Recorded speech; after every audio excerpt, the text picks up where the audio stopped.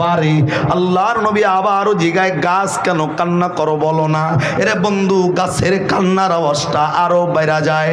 এরে বন্ধু, উদাহরণ দেওয়ার জন্য বলবো, এমন তাকায় দেখবেন আপনার এলাকার কোনো যুবকের মা যদি মারা যায়, যুবকটা উঠানে বৈশা বৈশা যখন কান্না করবে, যুবকের বাবা মারা গেলে যুবকটা উঠানে বৈশা কান্না করে। এলাকার প্রতিবেশী মুরব্বীরা ওই বাড়িতে যাইয়া ওই কান্না জড়িত যুবকের মাথার মধ্যে হাতটা বুলাইয়া দিয়া যুবক যদি বলে, যুবক আরে বেটা কান্দস কেন? মা মরছে তাতে কি হয়েছে? বাবা মরছে তাতে কি হয়েছে? কান্না বন্ধ কর, আমরা তো আছি। এতটুক মায়া লাগাইয়া বাপ মরা যুবকের মাথায় হাতটা বুলাইয়া দিয়া দেখেন, যুবকটা বাবার জন্য যতটুক কান্না করতেছিল, আপনার স্নেহ মাখা হাত মাথায় পাইয়া যুবকের কান্নার আওয়াজ আগের চাইতে বেড়ে যাবে। কতক্ষণ ঠিক কিনা? রে বন্ধু, আল্লাহর নবী যখন ডাক কয়, গাছ কোন কারণে কান্না করো বলো? রে বন্ধু, গাছের কান্নার আওয়াজ আরো বেড়ে যাচ্ছিল।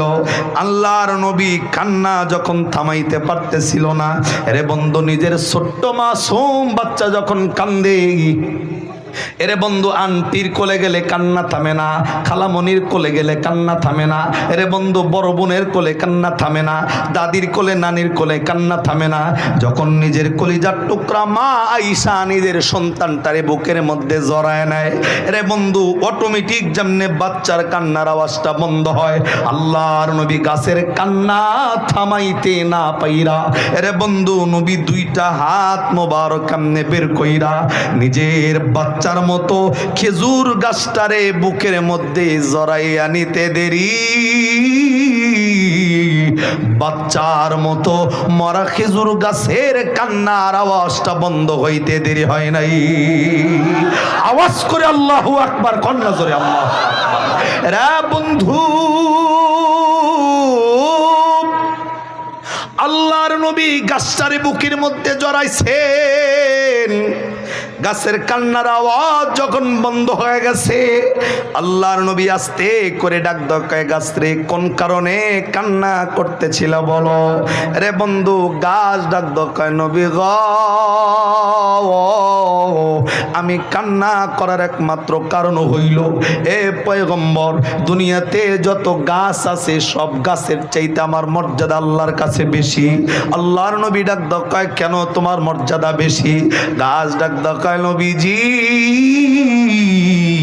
দুনিয়াতে হাজারো গাছ থাকলেও মসজিদে নববীর খুতবায় কোনোদিন আমার নবী ওই গাছগুলার লগে পিঠ মোবারক লাগাইয়া কোনোদিন হেলান দিয়া খুতবা দেয় নাই। এ পয়গম্বর, যেই দিন থেকে আপনি নবীর পিঠটা আমি গাছের লগে লাগছি, পৃথিবীর সকল গাছের চাইতে আল্লাহ আমি মরা খেজুর গাছটা আপনি নবীর স্পর্শ লাগার কারণে আল্লাহ ইজ্জত বাড়ায় দিছে। এরা বন্ধু, আল্লাহর নবী ডাক দকায়, এটা তো তোমার জন্য খুশ খবর, কেননা তোমার ইজ্জত বাড়ছে, তুমি তো খুশি হইবা, কান্না কেন করো? আল্লাহ নবী আবারও ডাক দকায়, গাছ কেন কান্না করো? গাছ ডাক দকায়, নবী গ, কান্না করার একমাত্র কারণ হইল আপনার মসজিদে নববীতে নতুন একটা মিম্বরের ব্যবস্থা হয়ে গেছে। এ নবী, আপনি তো মিম্বরের মধ্যে বসে বসে সাহাবায়ে কেরামের সামনে খুতবা দিতেছেন, আজকে তো আর আপনার পিঠ এমি গাছের লগে লাগে নাই। এ পয়গম্বর, আপনি নবীকে হারানোর যে যন্ত্রণা, আপনি নবীর স্পর্শ না পাওয়ার যে যন্ত্রণা, আমার ভিতরটা শেষ হইয়া যাইতেছে। আমার কান্নার একমাত্র কারণ আপনি নবীর লগে স্পর্শ দিয়া না থাকার কারণে। এরে বন্ধু, আল্লাহর নবী ডাক দকায়, গাছ রে আর কান্না করা লাগবে না, আমি তোমার জন্য আল্লাহর কাছে দোয়া করব, আল্লাহ রব্বুল আলামিন তোমার মৃত গাছের থেকে জীবিত গাছ বানাই দিবে। আল্লাহর নবীর কথা শুই না খেজুর গাছ ডাক দকায়, নবী গো, আমি জীবিত হইয়া গেলে তো খুশি হব না। আল্লাহর নবী ডাক দকায়, গাছ রে শুধু জীবিত নয়, আল্লাহ তোমার কিয়ামত পর্যন্ত লম্বা হায়াত দিয়া দিবে। গাছ ডাক দকায়, নবীজি, আমি কিয়ামত পর্যন্ত হায়াত পাইয়া গেলেও আমি খুশি না। আল্লাহর নবী ডাক দকায় গাছ রে, তোর ভিতরে আল্লাহ এই মুহূর্তে খেজুর ধরায় দিবে। গাছ ডাক দকায় নবী খেজুর ধরলেও আমি খুশি না। আল্লাহর নবী ডাক দকায় গাছ শুধু খেজুর ধরবে না, শুধু মৌসুমের ফল তোর ভিতরে আসবে না, সারা বছর তোর ভিতরে ফল ধরে থাকবে। আমার আনেওয়ালা উম্মত, আনেওয়ালা যত সাহাবায়ে কেরাম আছে সবাই তোর মধ্য থেকে এখান থেকে ফলগুলা ছিঁড়ে ছিঁড়ে খাবে। তারপরেও বল, কিয়ামত পর্যন্ত হায়াত পাইলি, মৌসুমে বাদেও তুই সারা বছর ফল পাইলি, গাছ তুই খুশি নাকি? আমাকে বল, জিন্দা হওয়ার পরেও খুশি হবি নাকি? গাছ এইবারও ডাক দকায় নবীজি কিয়ামত পর্যন্ত হায়াত পাই আমি খুশি না, মৃত্যুত্তিকা জীবিত হয়ে আমি খুশি না, ফল কিয়ামত পর্যন্ত ধরে থাকবে তারপরেও আমি খুশি না। এরা বন্ধু, আল্লাহর নবী ডাক দকায় গাছ রে, তাহলে কি করলে খুশি হইবা তুমি? তোমার মুখ থেকে বলো কি চাও? আল্লাহ নবীর সামনে গাছটা ডাক দকায় নবী গো, অন্য কিছু আমি আপনার কাছে চাই না নবী, আমি শুধু এতটুকু আমার চাওয়া আপনি পূরণ করলে আমি খুশি হয়ে যাব।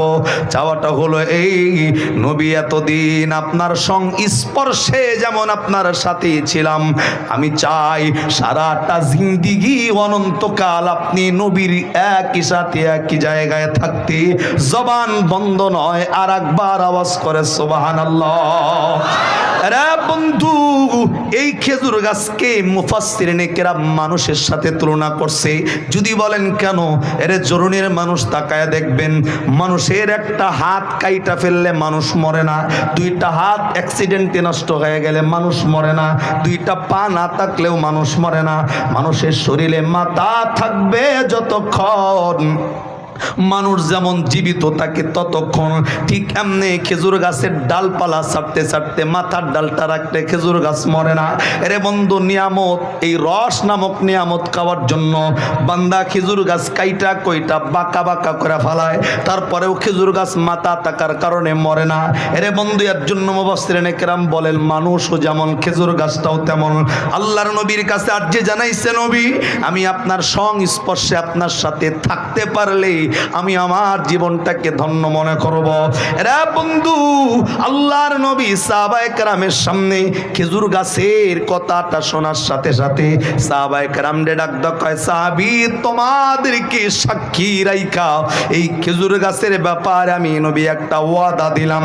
এই খেজুর গাছটা মানুষ মারা গেলে যেমনি মানুষের জন্য মাপ দিয়া কবর খনন করা হয়, এই খেজুর গাছটা সুন্দর কইরা কাইটা এই খেজুর গাছের মাপে একটা কবর খনন করবা এবং ওই কবরের মধ্যে খেজুর গাছটাকে ঢুকায়া রাখবা। আমি নবী তোমাদের সামনে ওয়াদা দিয়া জানাইয়া দিলাম, এই খেজুর গাছটা আমি নবীরে মহব্বত করার কারণে আমি নবী ওয়ারে মহব্বত করে নিলাম। আমি ওয়াদা দিলাম, আমি নবী যেই জান্নাতের ভিতরে থাকব অনন্তকালের জন্য, এই গাছ আমি নবীর মহব্বত করার কারণে আমি নবীর লগেই এই খেজুর গাছটাকেও রাখবো। একটা বান্দার জবান বন্ধ নয়, আর একবার আওয়াজ করে সুবহানাল্লাহ। এরে বন্ধু, আল্লাহ তো সূরা জারিয়ার 56 নম্বর আয়াতে দুইটা জাতির জন্য জান্নাত জাহান্নাম ইবাদতের ঘোষণা দিল, একটা হলো জিন আর একটা হলো ইনসান। তাহলে খেজুর গাছের জন্য জান্নাতও নাই জাহান্নামও নাই, অথচ সেই খেজুর গাছটা নবীরে মহব্বত কইরা জান্নাতি হইল। আমি আপনাদেরকে সূরা আলে ইমরানের 3 নম্বর পারার 13 পৃষ্ঠার 3 নম্বর লাইনের 31 নম্বর আয়াতের ফুল ব্যাখ্যায় যাইতে পারি নাই। আমি বলছিলাম একটা আমল করলে এই মানুষগুলা দুইটা পুরস্কারে ধন্য হবে। আল্লাহ ডাক দকায় ফাত্তাবিউন করবে যারা, আল্লাহ ডাক দকায় আমি আল্লাহরে পেয়ে যাবে তারা, আর আমি আল্লাহরে যারা পেয়ে যাবে ওয়াগফির লাকুম যুনুবাকুম আল্লাহু গফুরুর রহিম, ওই বান্দা বান্দির तमाम জিন্দেগীর সব অপরাধগুলা মাফ কইরা দিয়া আল্লাহ ডাক দকায় ওই বান্দা বান্দিকে আমি আল্লাহ রহমতের কোলে তুলে নিব। জবান বন্ধ নয়, আর একবার সুবহানাল্লাহ। আরে জরুনের ভাইরা, আমি বলতে চাই যেই খেজুর গাছ নবীরে মহব্বত কইরা জান্নাতি হইছে, কেননা তার জন্য কোনো ইবাদত ছিল না। আপনার আমার জন্য এক নম্বরে হচ্ছে নবীর আদর্শ মাইনা। নবীকে মহব্বত করলে নবীর লগে খেজুর গাছ জান্নাতে যাইতে পারলে আপনার আমার নবীর লগে জান্নাতে যাওয়ার চান্স আছে না নাই? আরে বন্ধু, এক আমল, সেই আমলটার নাম হইল ফাত্তাবিউন, মানে নবী যেমনে চলছে এমনে চলা, নবী যেমনে চলতে বলেছেন অমনে চলা, নবী যেটা ছাড়তে বলেছেন এমনে ওটা ছাড়া। আল্লাহর নবী ডাক দেখায়, আমি আল্লাহ ডাক দেখায়, আমি নবীর আদর্শ যারা মেনে নিবি মানুষগুলা দুনিয়া এবং আখিরাতের ময়দানে কামিয়াবি হয়ে যাবে। এরা জরুনের ভাইরা, ওই নবীর আদর্শ মানলে যদি দুনিয়া আখিরাতের ময়দানে কামিয়াবি হওয়া যায়, আওয়াজ করে বলতে হবে ওই নবীর আদর্শ মানতে রাজি আছি না নাই? তিনজন কায় আছে, আওয়াজ করে বলেন আসি না নাই? হাত তোলেন, সোজা সোজা সোজা সোজা সোজা, তাকবীর, নারে তাকবীর, নারে তাকবীর। হাত নামাইতে কই নাই। যেই নবীকে মহব্বত করে, ইবাদত না থাকার কারণে শুধু মহব্বত দিয়া খেজুর গাছ নবীর লগে জান্নাতি হইছে, আপনার আমার জন্য যেহেতু ওই নবীর ইত্তেবা মেনে নবীর লগে জান্নাতে যাওয়া লাগবে, আজকের পর থেকে সেই নবীওয়ালা ইবাদত করে নবীর লগে জান্নাতে যাওয়ার ইচ্ছা আপনার আমার অন্তরে আছে না নাই? চিল্লায় বলেন আছে না নাই? আল্লাহর একটা ডাক দেন, আল্লাহ। মায়া কইরা জান্নাতের আশায় ডাক দেন না, আল্লাহ। আজকের এই মাহফিল কবুল করে, আজকের এই হাত আল্লাহ তুমি কবুল করে কিয়ামতের ময়দানে